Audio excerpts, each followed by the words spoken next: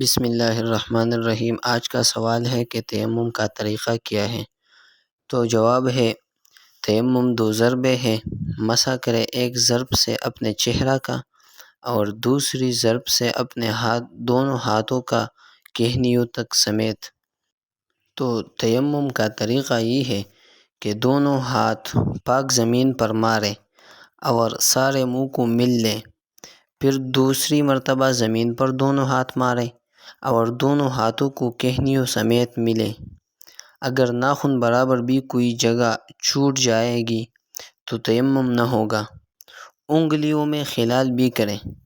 عورت چوڑیوں، کنگنوں وغیرہ کے درمیان اچھی طرح ملیں۔